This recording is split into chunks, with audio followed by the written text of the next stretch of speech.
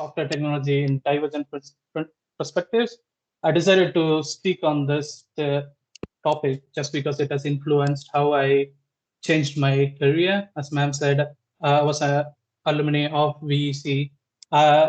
My first company that I worked on was TCS, Tata Consultancy Services, and I was working in the support team, and I had interest in developing software, so I was learning on my own to develop software, develop small websites, and then I started pursuing that dream, and I came to know about this open source software technology where you can show your code to the whole world to see and be recognized among like other developers, other software developers like me in different companies. And I would say here that my interest in open source software, contributing to open source software technology, and the fact that I developed software projects in open source has got me here working in Alphasights as a technical lead. Now, in today's talk, I would like to explain you guys about what open source software technology is and how to get involved in open source software technology.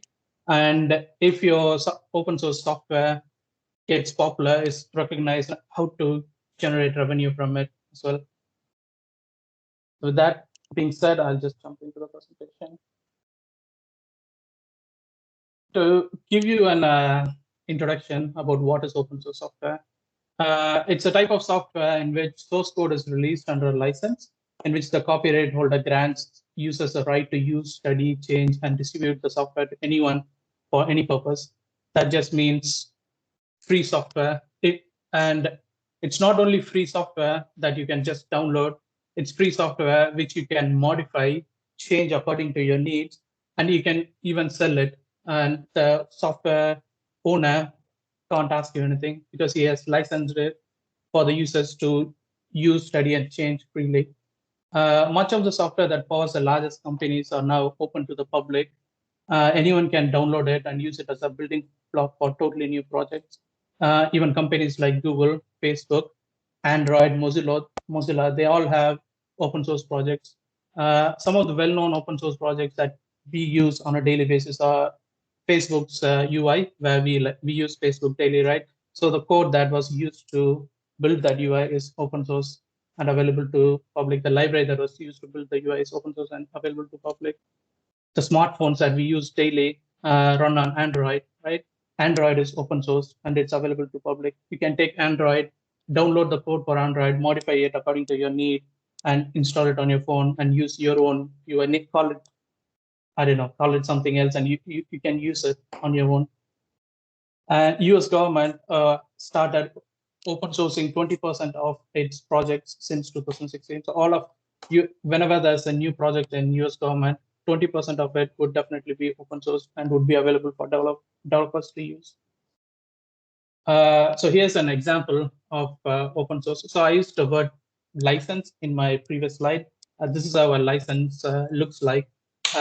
It's just a text file which says this is a license for issued by Facebook. It just says permission is hereby granted free of charge to any person obtaining a copy of the software. And it also goes on to say that you can use, copy, modify, publish, distribute, or sell copies of the software for free. All you have to do is just to include this license to make sure it's coming from Facebook, and you can like do whatever you want to do with it. Yeah, before going further into like what open source project is and stuff, I would like to like introduce two new concepts to you guys. This I don't expect everyone to like understand what it is immediately. I just want you guys to just remember what it is, because these two are really important when it comes to open source software. First, Git. Git is a version control system for code. What is version control, and why should I even care about version control? Version control is nothing but a system that keeps record of all the changes in your software project in a file. For example, let's say I have a text file or a code file, for example, right? And I want to, I'm working on a software project. I want to develop a software, and I work on a daily basis in it, right? Every time, every day when I'm done with that day's progress, I record all the changes in my code using version control. How does this help me? Let's say, for example, I'm developing from Monday to Friday, and until Wednesday, my software project is fine. It's working as expected. It's showing output and results. On, let's say, on Thursday, I get a lot of errors, and I don't know what happened, because until yesterday, it was working fine, and today I did something to break it, right? I have, with the help of version control, I have this option to go back to Wednesday's changes, and then work with Wednesday's code again. So all my changes won't be lost if I use version control to track my files. It allows you to like revert back in time, go back in past, and use the copy of software which you had before. So here's a like snap of example of how Git works, right? So here, this file contains a simple change in spelling. So earlier it says returns a value from session. The name of value, the word value is misspelled. Here I've like corrected the misspelled word, and this is how it records all the changes. So if I want to go back to the misspelled value file with misspelled word value in it, I could just go back to it. It's same for the code as well. Another one, this is really important, GitHub. We spoke about what Git is. GitHub, as the name suggests, it's a hub of all the code that is open and publicly available in the whole wide world. GitHub is not the only company that's doing this, but GitHub is the most popular platform. It's a collaborative platform for developers, and it is the largest online storage for collaborative work. What do I mean by collaborative work, you could ask? Let's say I'm working on a software project, and I can't spend all my day on it, right? I can invite my friends to work on the same project. With the help of GitHub, all I need to do is put my code in GitHub, and I can invite friends from around the world, people even I don't know. I mean, people who I don't know personally. I can invite everyone and ask for their help to develop my software further, and they would contribute to your software. Just by having a GitHub account, you have the opportunity to contribute to Google's, Facebook's code. It works both ways. Developers in Google or Facebook, if they find free time, they can come into your project and contribute to your project. The same way, you can suggest changes to Google's whatever projects that they are doing, that they have open source. You can suggest changes to it. You can modify it. You can be a maintainer of that project as well. All you need is an email ID and a phone number to register in GitHub, and you can do this seamlessly. This I've said before, you can maintain and store software projects in GitHub. One important thing here is GitHub's software project should include a license file and a README file about the project. This is for our own good. So you should include a license file so that nobody steals your work. So people should know the software was created by you. At least they can like copy and reuse your work, but the license file, you should place a license file there so that everyone knows you are the one who created this project of file, right? So you should include a license file in the README. Just some statistics about GitHub. Sorry, it has more than 40 million developers actively contributing on a daily basis, and it has 100 million software projects. And not everything, almost most of the software projects are available for free for you to look at. So this is an example of a GitHub profile of a popular person that I follow and know. You could see he has around 593 repositories. By repositories, what it refers to the number of software projects that he owns. He owns 593 software projects, and you can also think of GitHub as a social media platform. I can see like there are like 15,000 followers for him. He's following for 40 people. 1,000 people has started him. And there's one other thing to note here. So this is one way to like generate revenue from having open source software projects on GitHub. If say a company is using one of his software projects, and if that company wants him to continue developing their software project, they can just sponsor him by clicking on this sponsor button. They can say, hey, I would like to sponsor him for like $200 a month or like $20 a month for any amount. A company would willingly come forward and sponsor you if they are using your open source software project. If they are depending on your open source software project, this is one way to like get revenue from like open source. Yeah, so I just wanted to mention, I think everyone might have like come across this software called VLC Media Player. Everyone has like, played videos in it, everything, right? So VLC Media Player is completely free, and all the source code is completely open source. You can like make changes to it. You can make it behave as in whatever way you want to. It's easy to download and it's easy to like change as well. So yeah, I think I've said some of whys here, but I would like continue. I hope you guys can now follow what an open source software project is. To summarize it in brief, it's code available in public for everyone to use, and people will help develop your software project, and you can develop, or you can help contribute to other software projects as well. You can ask, why do I even want to work on open source software projects?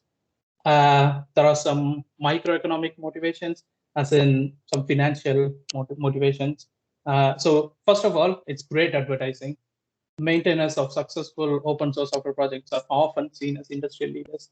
If you have a software project that is open source, and if it's popular, you'd be seen as an industrial leader.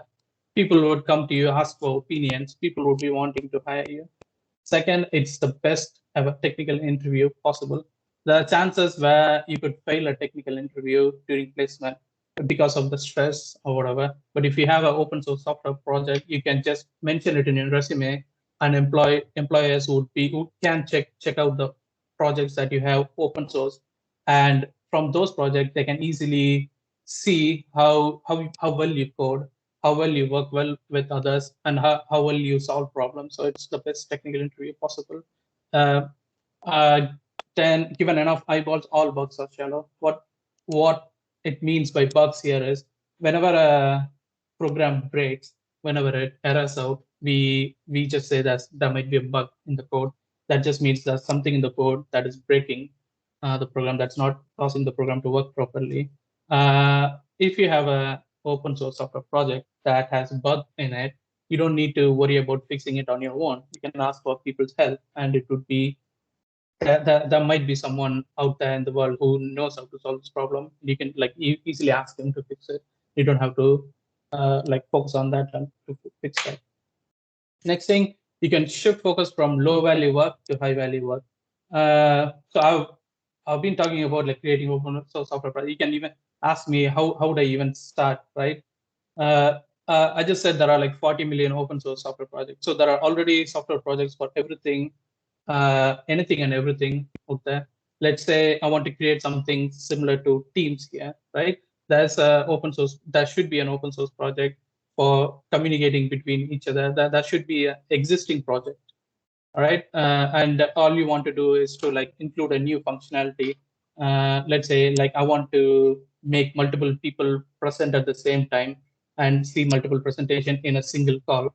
All you have to do is use the existing open source project and then just include your functionality onto it. So you don't have to do everything from scratch. You don't have to worry about how would I even go on about creating this great Teams, Microsoft Teams application and put in that functionality, right? You can just download existing code and then just modify whatever you want on top of it. So you can shift your focus from really low value work where you have to build everything from scratch to just high value. Just think about including features that you just want to be included. And one other thing, open source software projects are always on top of technology. All the source code that is available in GitHub is mostly up to date. And if you say you are a open source software developer, people would automatically assume that you are on top, up to date with technology. There can be some personal motivations as well. I think these are my personal motivations too. You can learn to code. Open source is a great way to like just learn to code. And yeah, if you want to know how your favorite website works, you could just simply click on view source in your browser and like just explore. For example, maybe I can like try it here. So this is Flipkart. right? I think everyone would know about Flipkart. If you want to know how this browser works, all I have to do is how this Flipkart website works. All I have to do is right click and click on inspect. Everyone would be able to do that in their browser, and you'd be able to like modify this application or like play with it as whatever way you want. Let's say I want to change background color here. You see the difference in background color in the application. It, all the website's code is readily available for you on your browser to change and modify into whatever you to do, whatever you want to do with it. You can change, you can learn by changing this stuff. You can see, so I just said background color and then I started changing it. This is called like CSS. You can interact with these guys, which is like are called as DOM element. You can learn about them by just by fiddling with your browser. So let's say you have TVs and applications in a second, right? I could just change it to go to first, right? I can just fiddle with whatever I want. So yeah, that's one of your personal. That could be one of your personal motivations, and it's fun as well. Once you get involved in open source, it will like keep you engaged, keep you busy all the time. It will make sure that you contribute throughout the year. I think I can, yeah, so I can even show. So this is my GitHub profile, and I think I started contributing to open source in 2018 around. So I have like 85 contributions in 2018. That's when I started. And then in 2019, I have like 734 contributions to open source. And in 2020, I have like running of 681 contributions. I've contributed to, this is one of my highlights, I've contributed to a programming language called Dart, which is developed by Google. So all I'm saying here is like once you just need to take the first step. Once you take your first step and start contributing to open source, which I'll tell you how, everything will follow. People will come to you, reach out to you for help.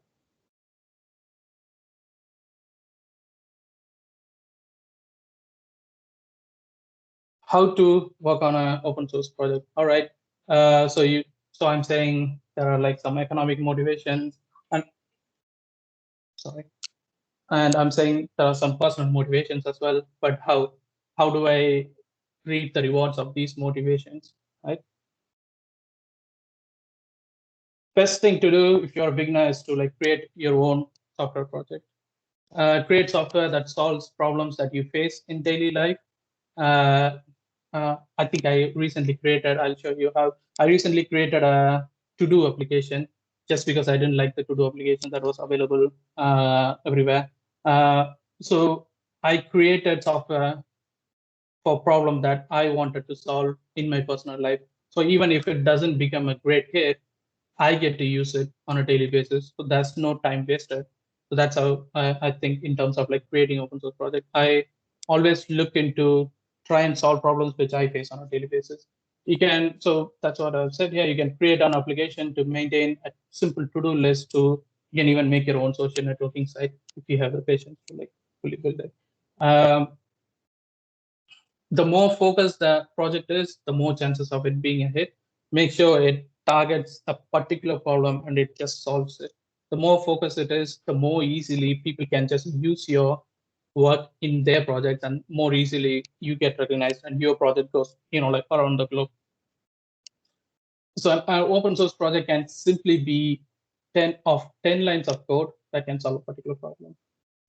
So it doesn't require for you to be a great developer working in a software company, but it doesn't need you to do that. It just, all you have to do is like think about a problem, try and solve it. You can even like that problem could be as tiny as, that could be solved with 10 lines of code.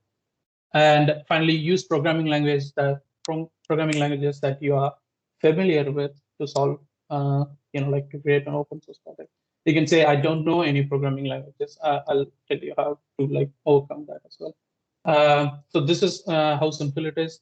All you have to do is go to GitHub, click on create a new project, and then it will ask for a name. It will ask whether it should be public or private, and make sure, as I said before, make sure you choose a license. If you don't know what a license is, GitHub can help you. It will list a list of licenses which you can choose from, and yeah, you can choose whatever license that would suit your needs. If you're saying I don't know about Git, I don't know about GitHub, how do I work on this? So I just did a research on my own just before the presentation and found out that there's Hacktoberfest that's happening. Hacktoberfest is a global event where every developer from around the world comes and like contributes to GitHub. And luckily, Hacktoberfest, it happens during every October of every year, right? Hacktoberfest is happening, and it's happening in SRM as well. So if you want to know what is GitHub and how to GitHub, just attend this Hacktoberfest on Saturday, October 3. I won't be there. Seems like I can't be there. It's only limited to students, so I can't be there. But you can like learn how to, work with Git and GitHub, and you can know more about like how to create open source repositories by attending the Hacktoberfest. I also think you get a free T-shirts if you like contribute to open source during October. I think if you contribute 4 times during October, you'll get a free Hacktober T-shirt. So yeah, if you want a T-shirt, that's okay for that. So I spoke about contributing or like creating your own projects. If you say I don't have a clear idea of what I need to do, you can then contribute to someone else's project. So whenever someone else has an open source software project which they need help on, they would just say, like open for help, or it's a good first issue. So these are like different labels. Look for just search GitHub good first issue, and you'll get a list of good first issue for you to work on. You can search by like beginner, you can use beginner, uh, help wanted, open for all. Those are the tags that you can search for in GitHub, and it will surface you all the software projects that is up for help.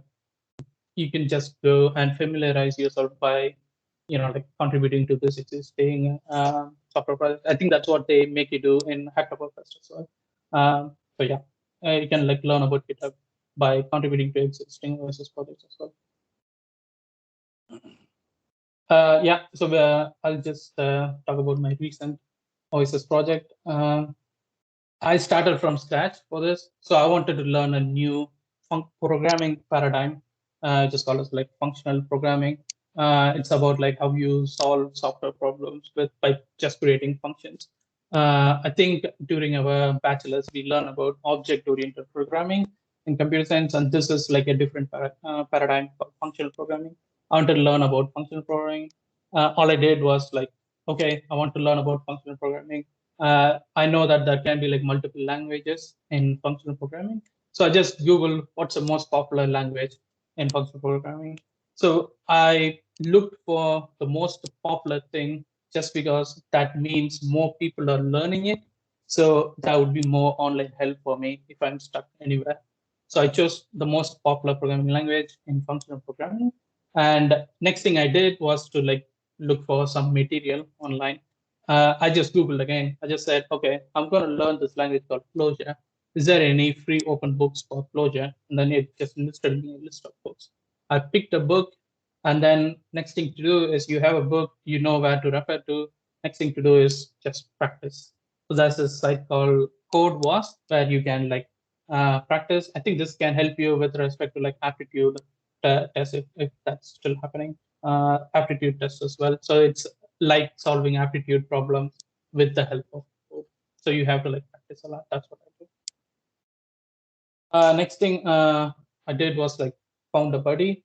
So I'm usually a very reserved guy. I don't like speak out or like socialize very well enough. But with respect to this, I think this has finding a buddy, having a friend who can help me, who wanted to learn the same thing, help things move much faster.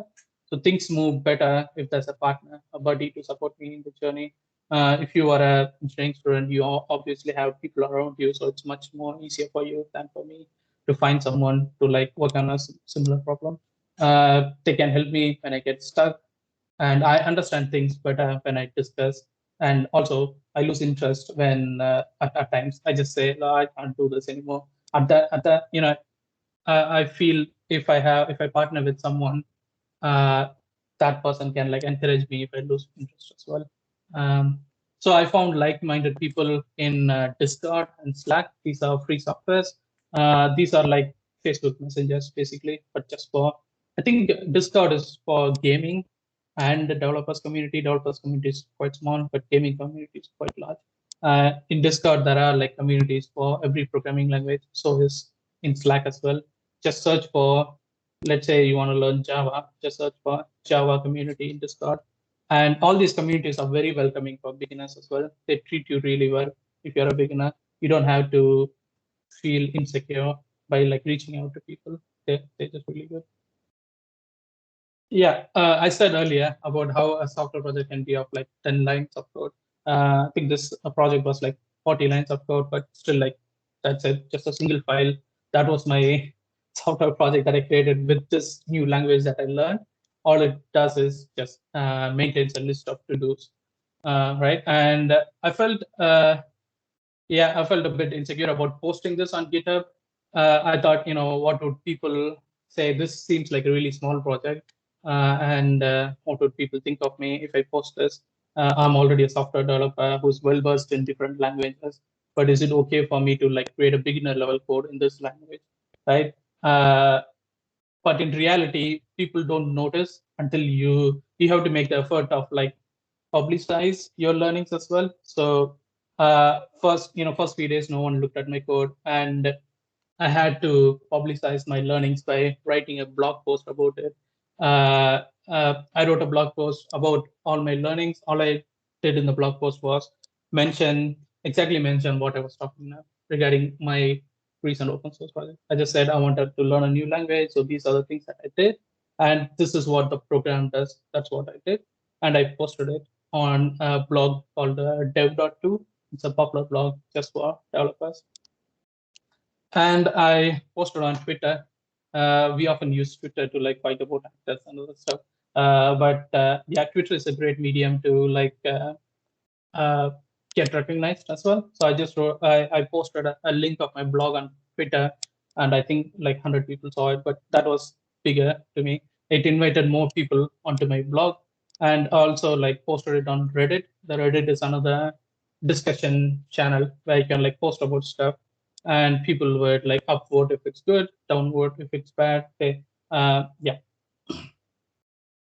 And yeah, so I felt really bad, really insecure about like posting my learnings, but it turns out there are like-minded people. There are people like me who are trying to learn the same programming language, which these people actually found the article to be useful. There's this guy who says, nice article, trying to get started with Flojo myself, appreciate your effort. So this is how you are going to be welcomed, right? So that the person said, really good. I'm trying to do the same. Your article helped. And then there's another person who says, nice article, but I have a small change in your code. Your code could be better with this small change. So what that person actually did was he came into my software project and then he modified my project, and then he asked me to approve his changes by saying a PR. You'll know what a PR is if you attend the hackathon fest about GitHub. He came in and contributed to my project and made my project better.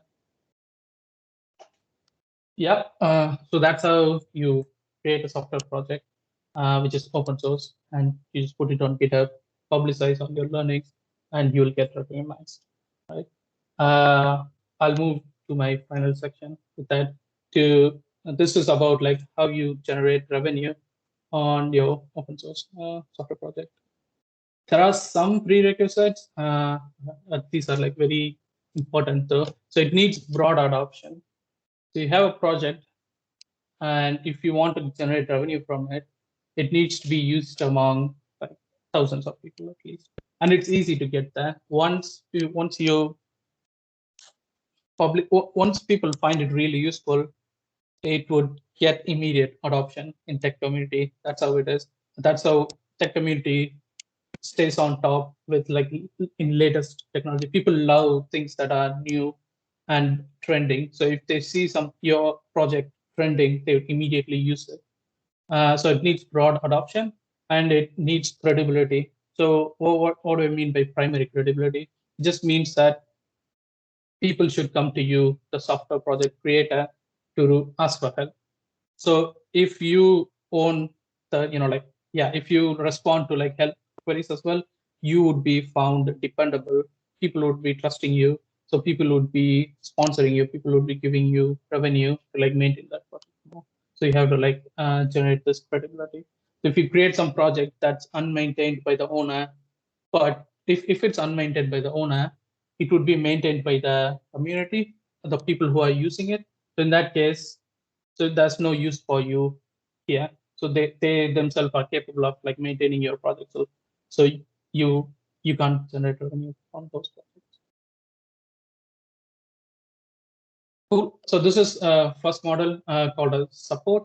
This is how like Linux, I think Red Hat is also called as Red Hat model, where what you basically do is you say, so software is free, but for me to like install it, for me to like train your employees on the software, for me to give guarantee about the software, you have to pay money, right? But the software is free.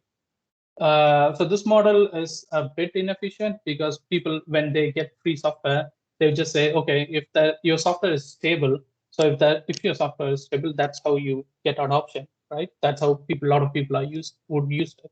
So if it's already stable software, people would commit less to getting support from you. So they'll just like say, no, no, thank you. I'll just take care of the support myself. If the software breaks, I'll just try and fix it with my developers within the company. That's all. Hosting. So this is yeah, you could generate by this revenue by this way. It's more popular with respect to like websites, I would say. So if you are like selling websites, right? So you could say uh, for me to make this website available throughout the year and maintain it, I would require some hosting cost, right? I think this is better than the earlier option. You can do bulk hosting if you're doing this. If you're selling websites primarily, let's say if you want to like host, if you have 15, 20 clients selling you sold websites to all of them. The cost of maintaining all these clients' websites in a single location is less compared to them maintaining it on their own. I just realized maybe people might not know what is hosting.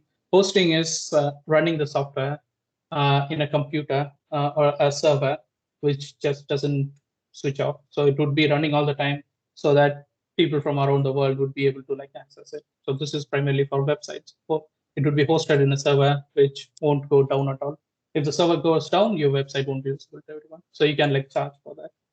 Saying that I'll be like hosting, I'll make sure your application doesn't go down at all. So you have to like pay me this much. So that's how you do that.